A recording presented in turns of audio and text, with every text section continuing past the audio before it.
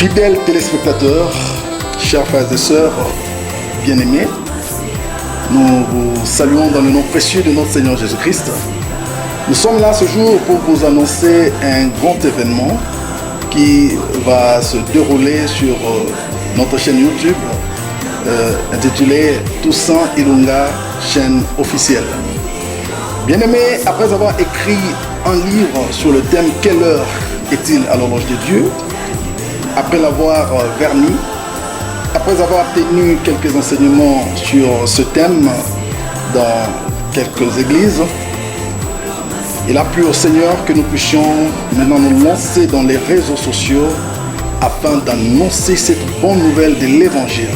Quelle heure est-il à l'horloge de Dieu? Et voilà, je vais demander à mon épouse, Madame Sandra Ilunga, elle va vous donner le programme de cet événement. Merci, monsieur mon époux. Voilà, comme il vient de le dire, nous tenons le séminaire à partir du 14, le lundi 14 à 20h sur la chaîne Toussaint Ilunga, chaîne officielle, sur YouTube. Dès que vous écrivez ça, vous pouvez suivre, abonnez-vous, suivez ce message et que Dieu vous bénisse. Et voilà, nous allons développer beaucoup de choses liées aux événements du temps de la fin. Vous savez, bien-aimés, ce que nous sommes en train de vivre aujourd'hui nous montre à suffisance que Jésus-Christ est à la porte. Le Seigneur nous a donné des signes. Dans Matthieu chapitre 24, il dit, lorsque vous entendrez du bruit des guerres, vous entendez parler des guerres, du bruit des guerres, il y aura des famines, il y aura des tremblements de terre, il y aura des faux prophètes, il y aura des faux docteurs. Toutes ces choses, bien-aimés dans le Seigneur, nous les avons suffisamment vécues. Nous avons vécu des guerres et nous en entendons encore parler aujourd'hui.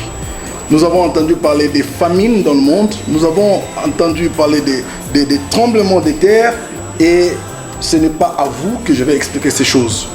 Et le Seigneur dit, tirez instruction de la parabole du figuier. Lorsque les branches deviennent tendres et que les feuilles poussent, vous savez que l'été approche. Mais vous aussi, lorsque vous verrez ces signes se réaliser, sachez que le Seigneur est proche à la porte. Et voilà, dans ce séminaire, nous parlerons beaucoup plus des 70 semaines de Daniel. Dans les 70 semaines de Daniel, nous allons vous parler d'abord de ces 69 premières semaines, et puis nous parlerons de l'apparition de l'Église sur la terre, qui est un intervalle entre la 69e semaine et la 70e semaine de Daniel. Nous parlerons également de la 70e semaine. Et tout ça, ce sont des choses que vous n'allez pas comprendre avec l'annonce. C'est avec le séminaire que vous allez le comprendre. Et pour l'instant, je vous annonce que dans tout ça, dans les 70 semaines, il y a l'enlèvement de l'Église. Lorsque l'Église sera enlevée, nous parlerons également de ce que l'Église fera dans les airs pendant qu'elle sera enlevée. Elle sera enlevée et sera où? Pendant combien de temps? Dans les airs, l'Église passera combien de temps? Nous allons le voir dans le séminaire. Et pendant ce temps que l'Église sera dans les airs, sur la terre, que se passera-t-il? Avez-vous déjà entendu parler de l'Antichrist? Avez-vous déjà entendu parler de 666? Et voilà, ça c'est le langage biblique. Et dans ce monde, on vous parle du nouvel ordre mondial. Alors, nous allons essayer de voir la corrélation avec ces choses. Et bien aimés, nous parlerons également du retour de Christ, car ce n'est pas fini. Ne confondez pas l'enlèvement de l'Église au retour de Christ. Ce sont des événements différents. Il y aura l'enlèvement de l'Église, il y aura aussi le retour de Christ.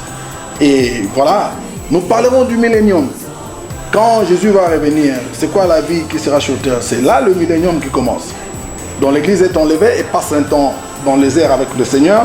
Et après un bout de temps, l'Église descendra avec le Seigneur. C'est ça le retour du Seigneur. Il vient avec ses saints. Et sur la terre, la Bible dit, quand il rentrera, ses pieds se posera sur la montagne des Oliviers. Et cette dernière s'effondrera en deux milieux. Et on appelle cela la guerre d'Armageddon.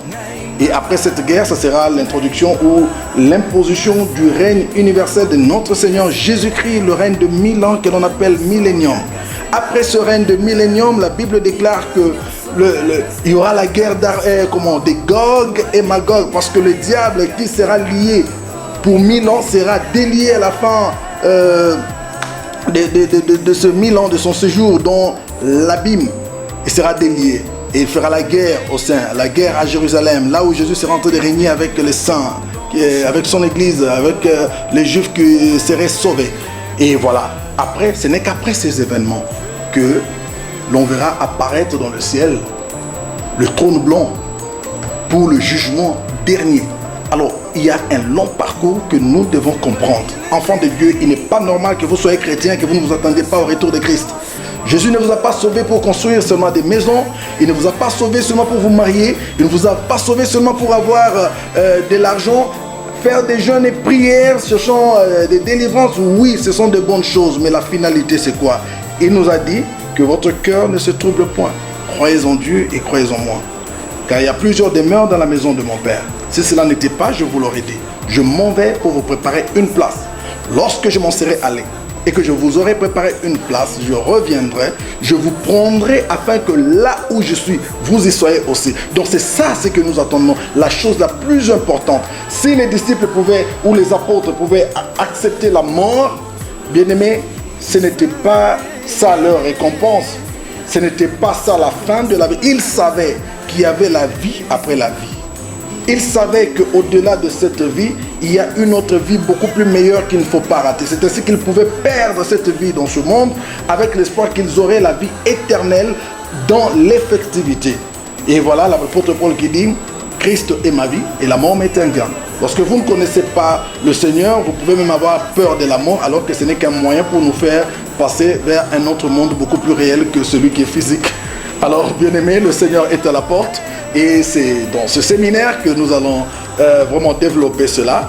Il y aura des questions, vous allez poser des questions. Vos questions vont nous aider à faire davantage de recherches et nous reviendrons à vous pour vous donner des plus amples explications. Voilà, que Dieu vous bénisse. Amen. Voilà. Fidèles téléspectateurs, chers frères et sœurs bien-aimés, nous vous saluons dans le nom précieux de notre Seigneur Jésus-Christ. Nous sommes là ce jour pour vous annoncer un grand événement qui va se dérouler sur notre chaîne YouTube intitulée Toussaint Ilunga, chaîne officielle. Bien-aimés, après avoir écrit un livre sur le thème « Quelle heure est-il à l'horloge de Dieu ?», après l'avoir verni, après avoir tenu quelques enseignements sur ce thème dans quelques églises, il a plu au Seigneur que nous puissions maintenant nous lancer dans les réseaux sociaux afin d'annoncer cette bonne nouvelle de l'Évangile. Quelle heure est-il à l'horloge de Dieu? Et voilà, je vais demander à mon épouse, Madame Sandra Ilunga, elle va vous donner le programme de cet événement. Merci, monsieur mon époux. Voilà, comme il vient de le dire, nous tenons le séminaire à partir du 14, le lundi 14 à 20h sur la chaîne Toussaint Ilunga, chaîne officielle, sur YouTube. Dès que vous écrivez ça, vous pouvez suivre, abonnez-vous, suivez ce message et que Dieu vous bénisse.